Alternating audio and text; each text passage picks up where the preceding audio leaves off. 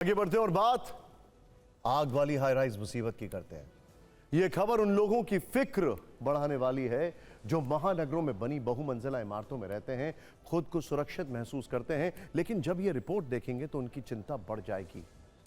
सोचिए जरा, यह तस्वीर अब जो आने वाली है हांगकांग से आई है, जहां एक रिहायशी कॉम्प्लेक्स, पूरा का पूरा कॉम्प्लेक्स, ये देखिए, भीषण आग लगने से 50 से ज्यादा लोगों की मौत हो गई। पूरा कॉम्प्लेक्स कवर अप हो गया आग से। इन तस्वीरों से आप अंदाजा लगा सकते हैं कि आग कितनी भयावह, कितनी बड़ी थी। हाई राइज सोसाइटी की इस आग को जिसने भी देखा वो सहम गया। भारत में भी बड़ी संख्या में हाई राइज सोसाइटी हैं। दिल्ली, मुंबई, बेंगलुरु, हैदराबाद जैसे बड़े शहरों में हाई राइज सोसाइटी का कल्चर तीव्र गति से बढ़ रहा है।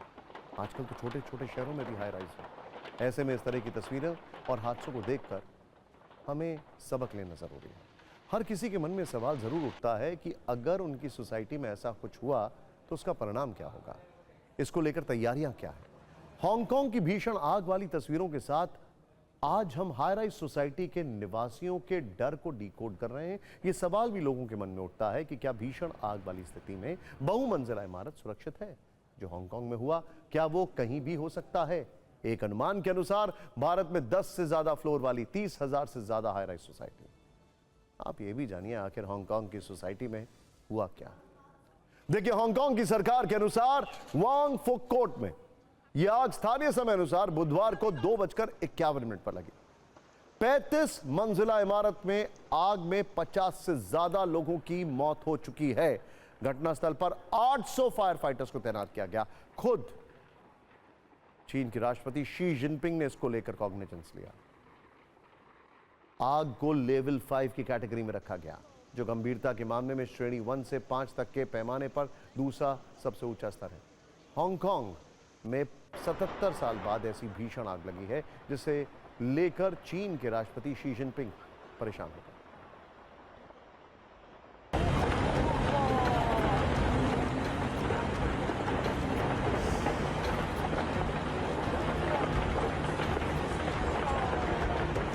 हांगकांग के ताइपो क्षेत्र के रेजिडेंशियल बिल्डिंग में पिछले कई घंटों से आग ने तांडव मचा रखा है। और ये जो तस्वीरें हैं, ये वही बिल्डिंग है जहाँ पर कि 45 लोगों की कैजुअलिटी इस बिल्डिंग के अंदर आग लगने के कारण हुई है और कई लोग इसमें घायल बताए जा रहे हैं। तकरीबन 200 से ज़्यादा लोग जो इसमें घायल हैं, वो उनका इलाज अलग अलग अस्पतालों में किया जा रहा है। सवाल यह है कि हांगकांग में यह आग लगी कैसे?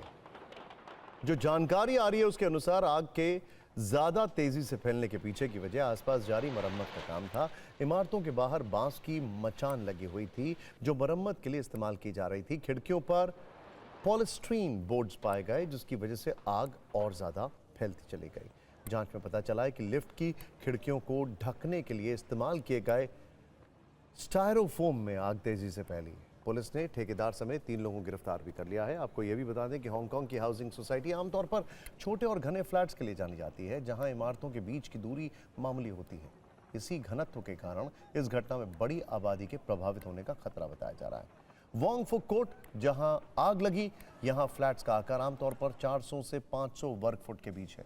ये कॉम्प्लेक्स समुद्र के किनारे है और प्रमुख हाईवे के पास है, और सरकारी आंकड़ों के अनुसार यहां तकरीबन 4600 लोग रहते हैं।